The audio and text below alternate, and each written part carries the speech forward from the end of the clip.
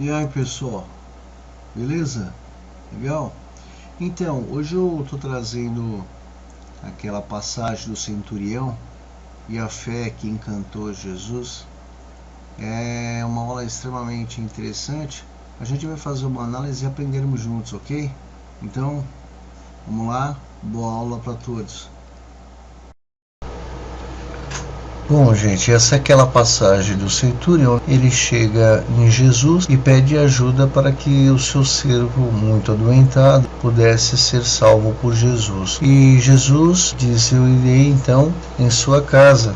E o centurião vira para Jesus e fala: não sou digno que entreis em minha morada, mas diz uma só palavra e serei salvo, porque eu também sou líder de exércitos e eu sei, mesmo que eu não esteja presente, se eu ordenar, ela será cumprida. E eu creio que o Senhor é líder de exércitos e que também pode ordenar em uma só palavra: o meu servo será salvo. Eu não preciso ver, eu sei. E Jesus se sentiu encantado, tamanha fé que ele não tinha visto ainda em toda Jerusalém. Coloca a mão no centúrio e diz: sua fé curou o seu servo. E o centúrio se retira e o servo foi verdadeiramente curado.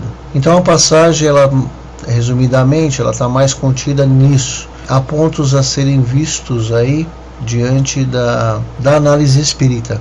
Então é importante que nós frisamos algumas coisas que são para o nosso estudo, para a nossa aquisição de conhecimento, né? Então vamos lá. Os romanos em sua época eram seres impiedosos, né?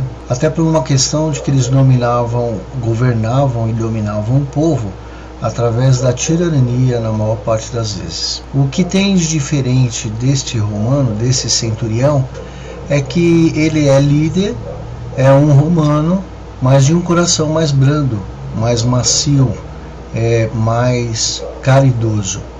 E ele procura Jesus num socorro a um dos seus servos, o que demonstra nele, na condição mental dele, na frequência mental dele, a caridade, o amor, a preocupação com o semelhante. Um outro item muito legal a ser colocado: um romano procurando um rabi, um dominado, né?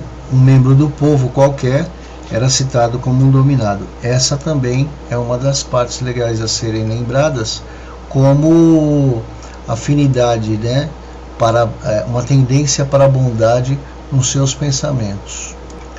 A fama de Jesus já repercutia na Palestina, né? Cafarnaum era uma cidade em que comentava muitos milagres de Jesus. E o centurião, procurando a Jesus, ao se aproximar dele, com a sua sensibilidade mental, deve ter conseguido captar toda a vibração fluídica de Jesus, fazendo com que ele entendesse que líder que ele estava diante dele, né? E como ele era também um líder aqui entre nós os encarnados, o centurião entendeu que Jesus era chefe de um exército e que ele não compreendia ainda, devido às suas limitações da sua evolução até então. Mas ele compreendeu a liderança de Jesus, e aí foi que ele disse a famosa frase: não sou digno que entreis em minha morada. Entendeu a superioridade de Jesus, entendeu a condição vibratória de Jesus e que o comportamento dele não era compatível, por isso não era digno que Jesus entrasse na morada dele. Isso representa a humildade dentro do seu coração. E depois ele disse: mas dizei uma só palavra e serei salvo. Eu sei que meu servo será salvo. Porque ele também era comandante, quando ele ordenava, os seus comandados atendia, mesmo que ele não estivesse presente. Entendendo então a sua condição, ele transferiu, na base do seu entendimento, na base da sua forma de ver as coisas, ele transferiu isso à autoridade de Jesus. E Jesus então tocou na vestimenta, no corpo físico do centurião, que isso, um ser do povo tocar no centurião era um atentado à autoridade, né? E o centurião humildemente entendeu, e Jesus falou: vá, sua fé curou o seu servo. Quer dizer, Jesus andou nas ondas magnéticas do pensamento do centurião, que sabia onde estava o servo, na casa dele, e pensava na imagem dele, mais ou menos como é o passe à distância, né? Pensamos então na pessoa que queremos beneficiar, e a espiritualidade e os passistas transmitem a carga fluídica. Uma carga fluídica da capacidade de Jesus fez então o milagre que buscava esse centurião, ok? Jesus então nada mais fez do que uma situação de ordem natural, hoje compreendida pela doutrina espírita, enaltecida por Jesus, mesmo com toda a limitação de conhecimento e evolução do centurião. Jesus admirou, né, toda a sua condição de capacidade de observação no entendimento de uma fé raciocinada.